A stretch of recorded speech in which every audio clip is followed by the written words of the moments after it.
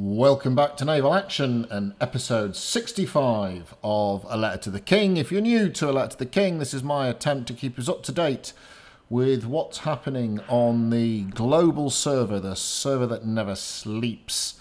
Let's get stuck into things straight away and just remind ourselves where we were at the start of the week. The Americans had started pushing up the west coast of Florida and we're beginning to cut into the continental USA, the north side of the Gulf. The Danes had arrived on Haiti. The French had carved themselves out right up to the Dutch border. The Dutch had a little bit of work left to do to finish what you might describe as being their motherland. The Brits had ran rampant across the Central American bight and were beginning to push, indeed, had taken the Yucatan, and they'd had a wee cheeky nibble at Cuba proper. The pirates were the dominant non-Spanish force on Cuba. The Americans and the pirates were definitely beginning to have a bit of friction up around the islands off Florida, around West End and Marsh Harbour and Morgan's Bluff area. And I think that's about where we were at the start of the week.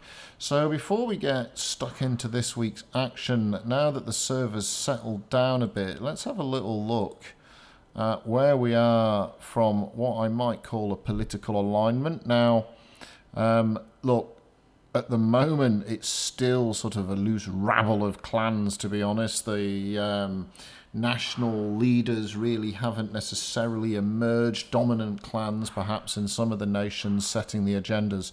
So if I've represented your nation incorrectly here, please feel free to bung a comment into chat, into a reply, either on the forum threads or Reddit or in the video chat itself. This is as best as I've been able to untangle it. We'll start off, as we should, with the Brits. They have a loose non-aggression pact with the Americans and the Dutch, and essentially, at the moment, they're not attacking each other's borders. I think battleships, warships are allowed to attack each other, but we leave each other's traders alone. And so when I say neutral non-aggression, that's sort of the arrangement I'm referring to. So it's not an active alliance, there's no screening for each other. It's sort of a you don't stab me, I don't stab you type of thing, with a little bit of love for the trading communities. The Dutch have a non-aggression patch with the Danes, and it's probably the Danes, along with the pirates, who are the most sort of politically bindingly active. The Danes have what can best be described as an alliance with the pirates, where they will actively work together. The Danes, I believe, and this is controversial, but I believe after a series of battles, essentially the French are Danish vassals now. Now, I haven't actually seen, you know, one of those sort of role-playing like proclamations, but this is what I'm hearing on the vine made of grapes.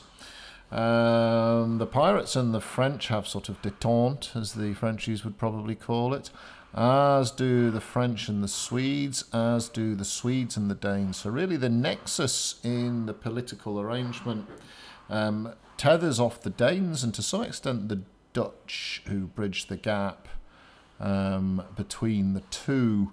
And of course down here we've got the independent state of Dave, who will have none of it from any of yous. He stands alone, literally standing alone. So let's have a look at the port action.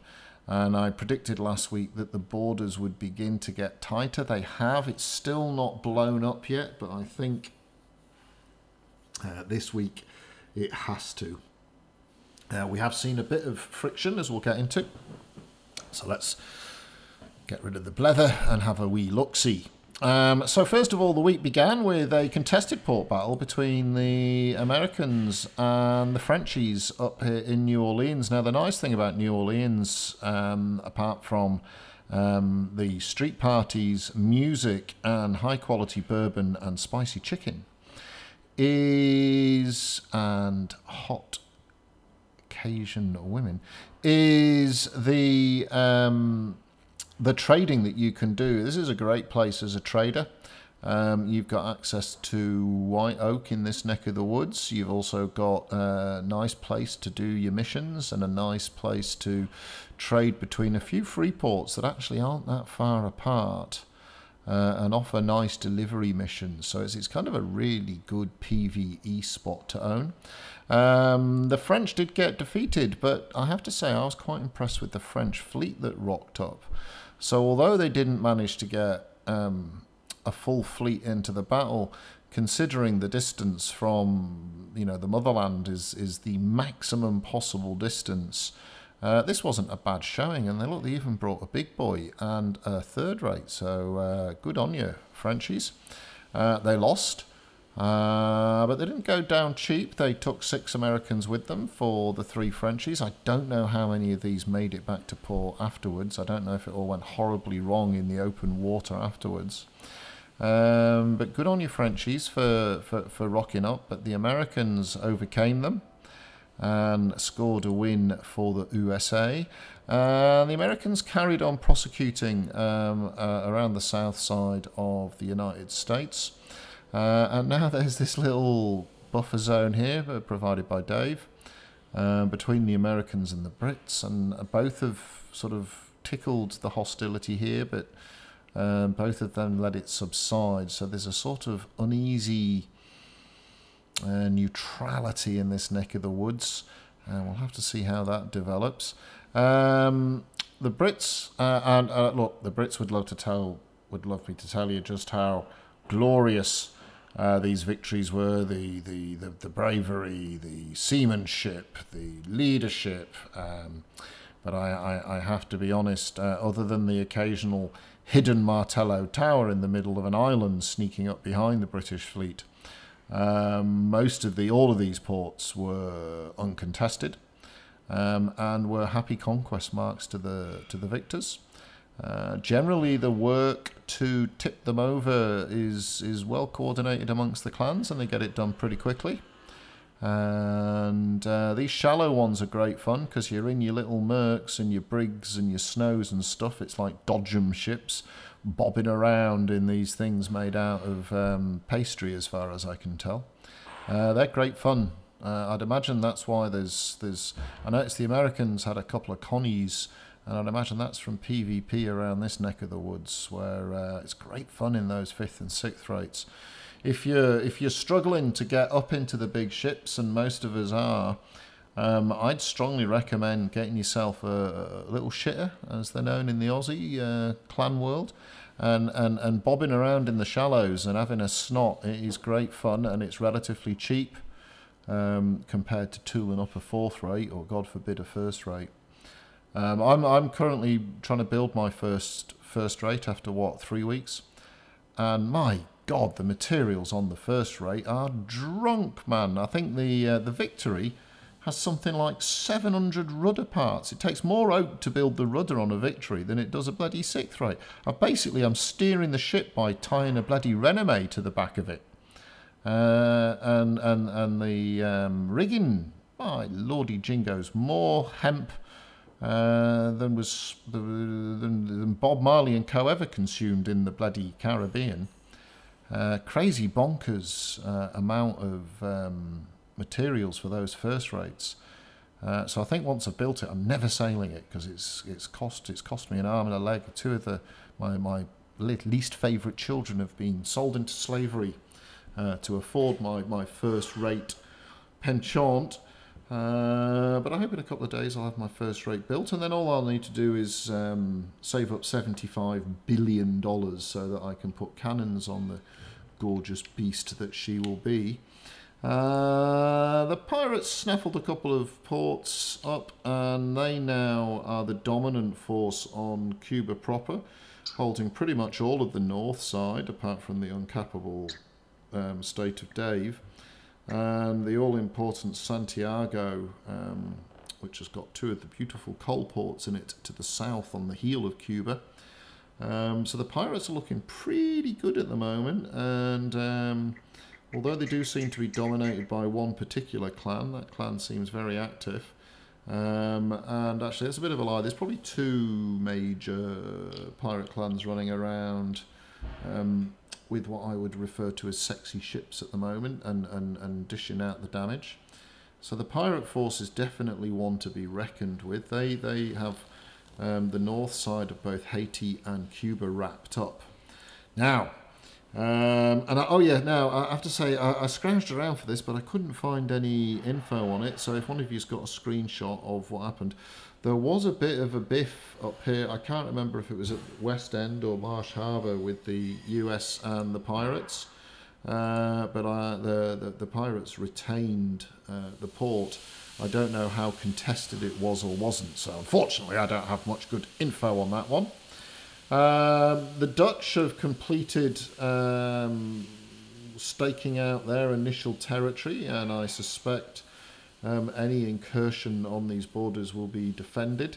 It's going to be interesting to see where they go next, or if they play more of a what we have we hold until perhaps they can boost their numbers from some source. Probably the big play of the week came from our Danish friends, who I think the French agitated them.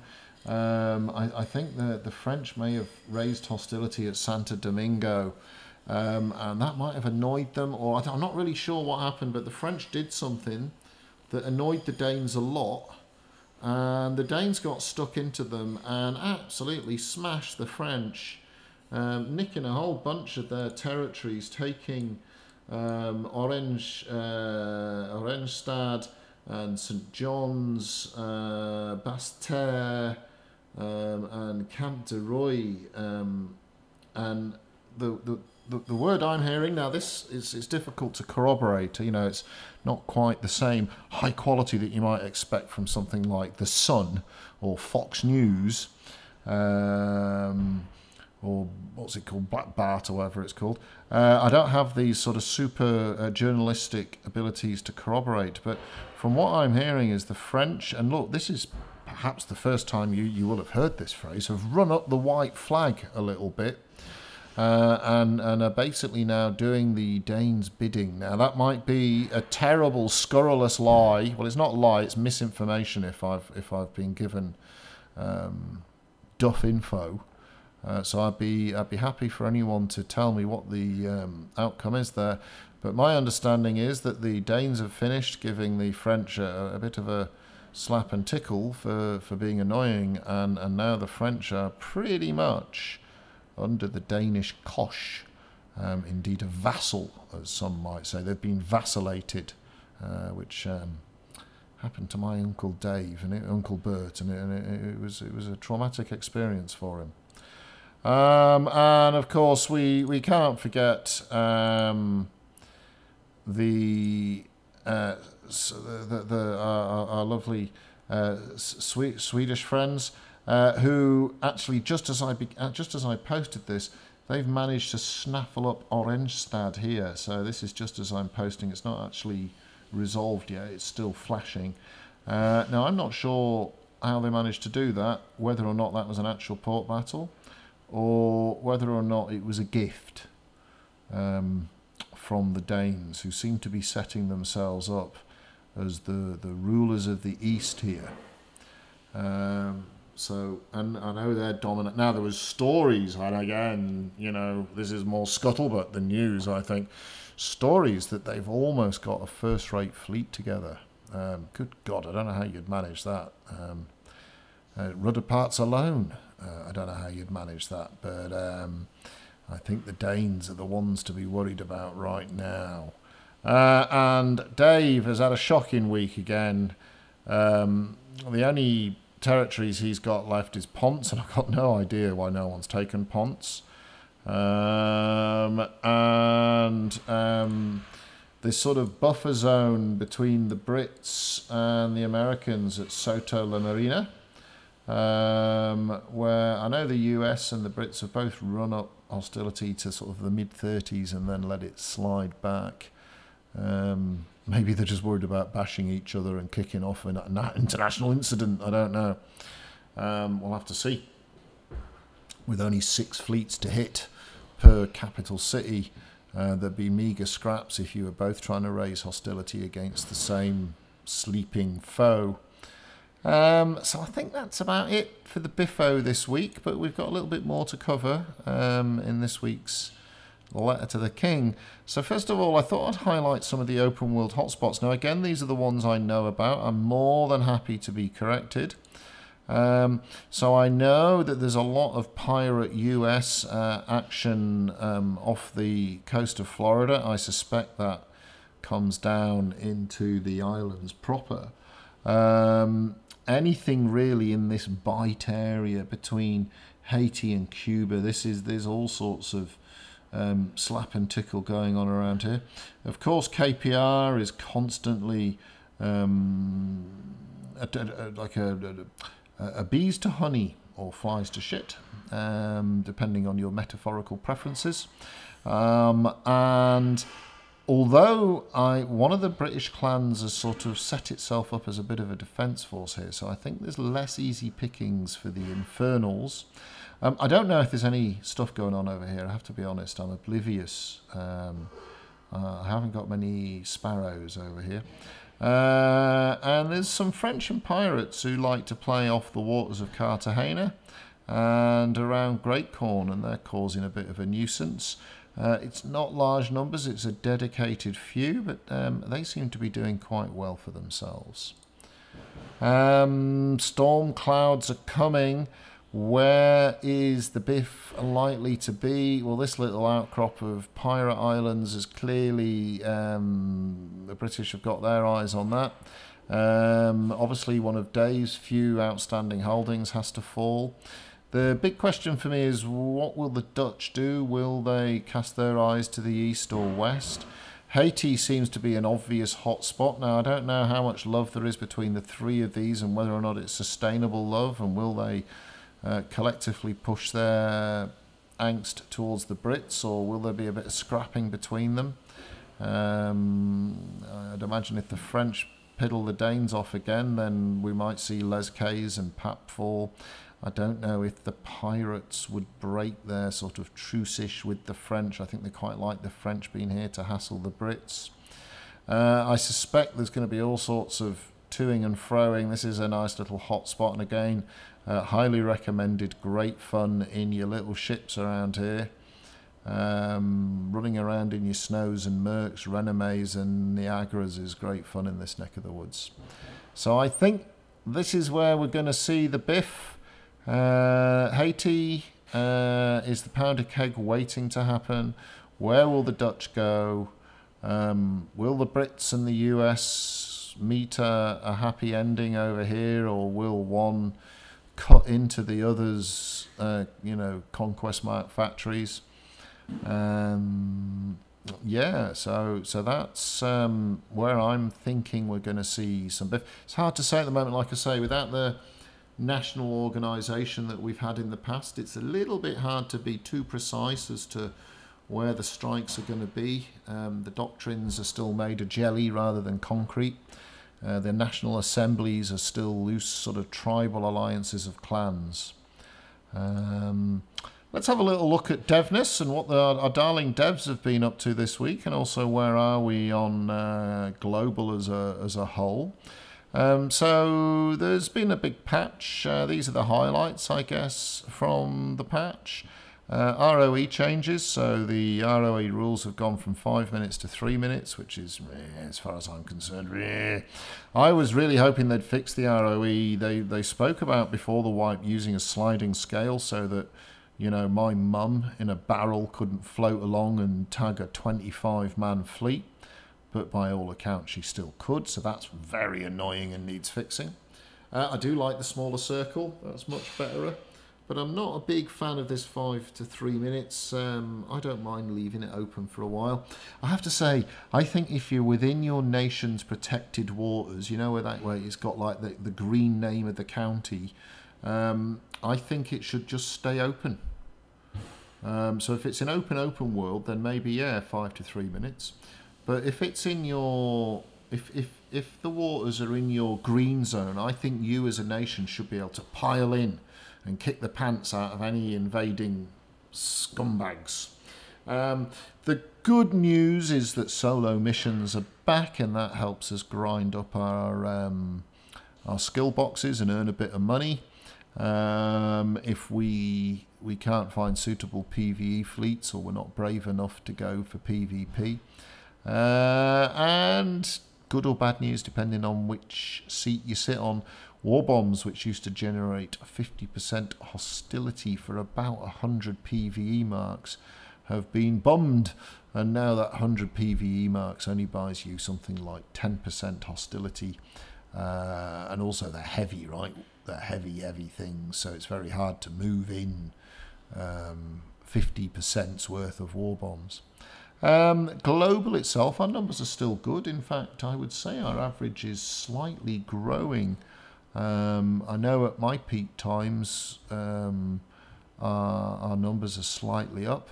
I'm still loving the community. I'm not party to other nations, but I know in the Brit community there is a lot of love being shown to a lot of people who are coming back into the game for the first time in a long time. And in fact, I bumped into a few guys I've probably not seen for the best part of a year recently, which is fantastic to see. I mean, how long they stick around with the new Sharia naval action is a mystery to us all. However, it is still generally good to see. So, hurrah for that, I suppose. And yes, I'm just going to put something out there, global. There's a storm coming, and we'll see. Hopefully next week we'll be able to see the outcome of that storm, or maybe the week after.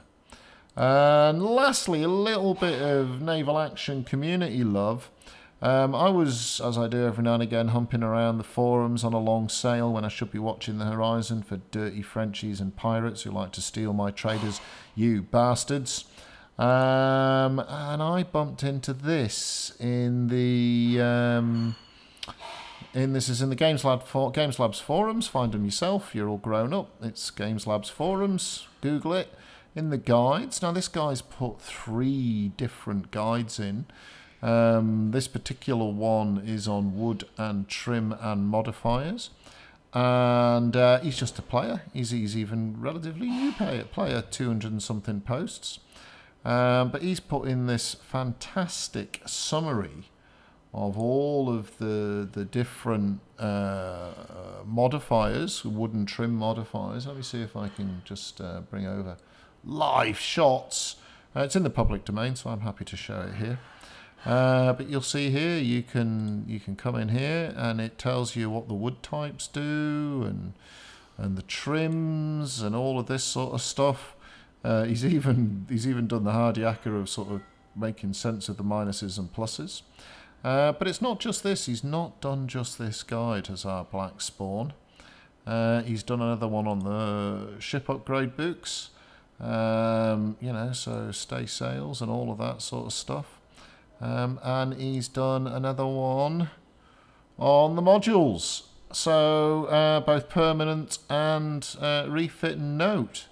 And all I can say is hats off to Black Spawn for putting in the effort to capture this information and regurgitate it in an easy to access thing. I know how much of a rod for your own back doing this sort of stuff is. So all I can say is well done, Black Spawn. You're a star, mate. I don't normally name people in Letter to the King. But in this case, you deserve it. So this is in the guide section on the forums. You can find your own way there, lads and lasses. And well done, Mr. Spawn. Most impressive effort. And I think that's it for this week's naval action, bar the tally of splinters, sail and blood. And let's have a little look at what's happened. Well, the Brits' stocks still rise, as do the pirates and the Americans. The Danes had a cracking week, very much at the expense of the French, who would have held their own if it wasn't for the bite of the Danes. The Dutch consolidated their holdings, and Dave had a shocker. He's really not doing the do, is Dave. And the Swedes, this is... so I wait until the port's confirmed to tick it over. So the Swedes will actually rise a little bit next week by 3 or 4 ports. Yeah, so that's it, chaps and chapesses, for this week's naval action. Thank you very much. Give us a like, give us a subscribe. I'll see you on the ocean, and I'll catch you.